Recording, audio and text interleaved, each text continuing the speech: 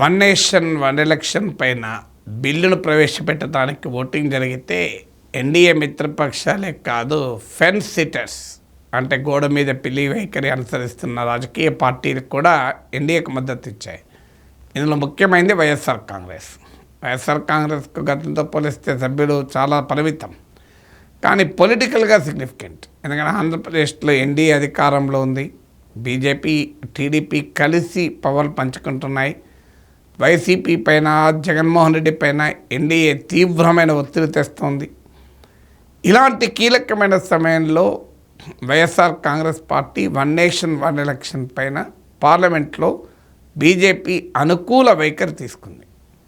ఇది కొత్త ఏమీ కాదు, 2024 వరకు కొత్త ఏమీ కాదు అంటే ఆశ్చర్యం లేదు. 2014లో మోడీ అధికారంలోకి వచ్చినప్పుడు కూడా బీజేపీ టీడీపీ కలిసే ఉంది, కానీ అప్పటికిప్పటికి పరిస్థితులు మారిపోయాయి.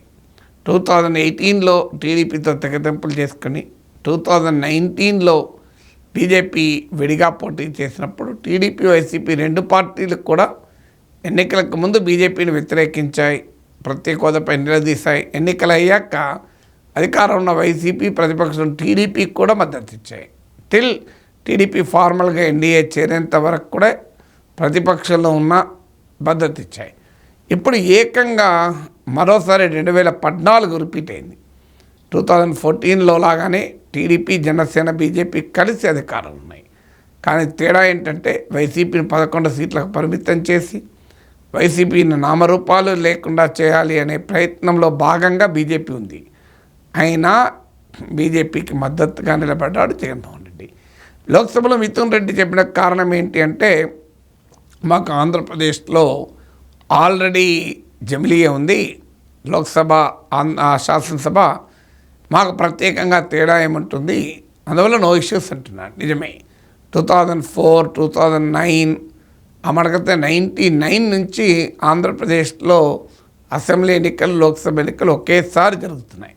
ఉమ్మడి రాష్ట్రంలో విభజిత రాష్ట్రంలో, తెలంగాణలో కూడా జరగాలి, కానీ 2019 ఎలక్షన్స్ జరగాల్సి ఉండగా కేసీఆర్ 6 నెలలు ముందుకు లాగి 2018లోనే ఎన్నికలు పెట్టేశాడు. సో అది ఆయనకు పొలిటికల్గా లాభం కూడా జరిగింది.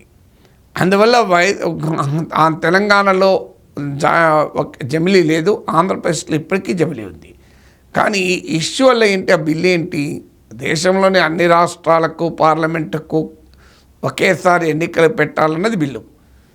ఆల్రెడీ ఒకేసారి ఎన్నికలు ఉంటే డిస్టర్బ్ చేయాలన్నా వద్దా అన్నది పొలిటికల్ క్వశ్చనే కాదు, లీగల్ క్వశ్చనే కాదు.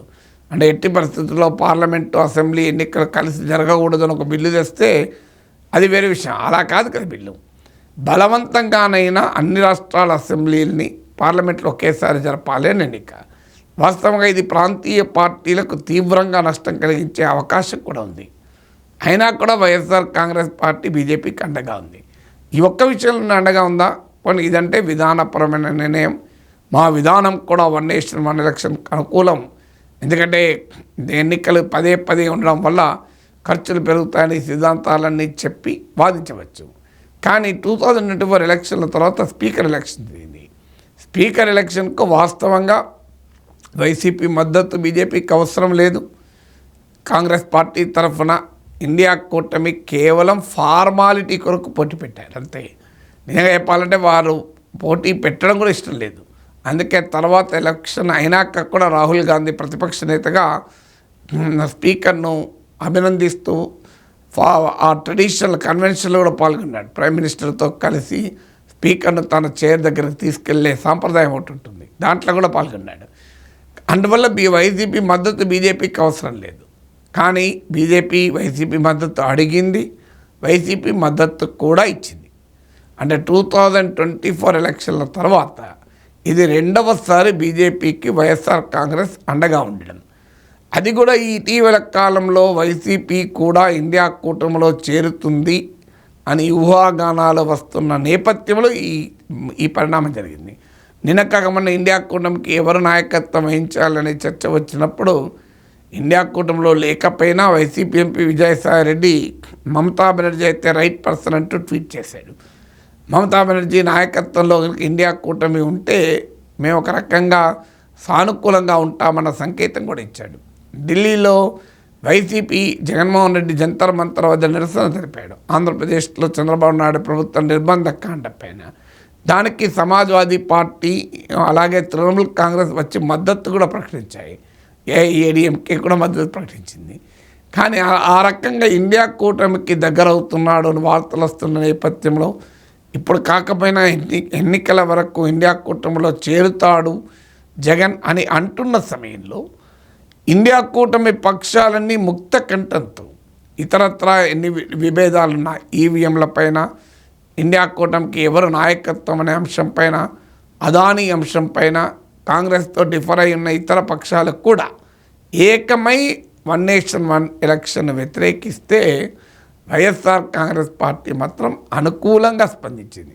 ఆంధ్రప్రదేశ్ చెందిన 25 మంది ఎంపీలు టీడీపీ, జనసేన, వైసీపీ, బీజేపీ తేడా లేకుండా 4 పార్టీల ఎంపీలు కూడా ఒకే వైఖరి తీసుకున్నారు.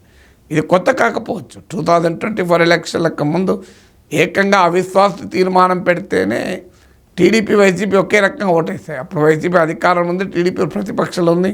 టీడీపీ ఇంకా అప్పటికి ఎన్డీఏలో చేరలేదు. అలాగే ఢిల్లీ రాష్ట్ర ప్రభుత్వానికి ఆ ప్రభుత్వ సివిల్ సర్వీస్ అధికారులపైన హక్కులు లేవు అనే ఒక అన్యాయమైన బిల్లును కేంద్రం తీసుకొస్తే ఆ బిల్లుకు కూడా ఈ 2 పార్టీలు మద్దతు ఇచ్చాయి. అంటే జగన్మోహన్ రెడ్డి బలహీనత మోడీకి తెలుసు. అందువల్ల జగన్మోహన్ రెడ్డి మద్దతు ఇస్తూనే ఉంటాడు. చివరి నిమిషం వరకు బీజేపీకి అండగా ఉంటాడు.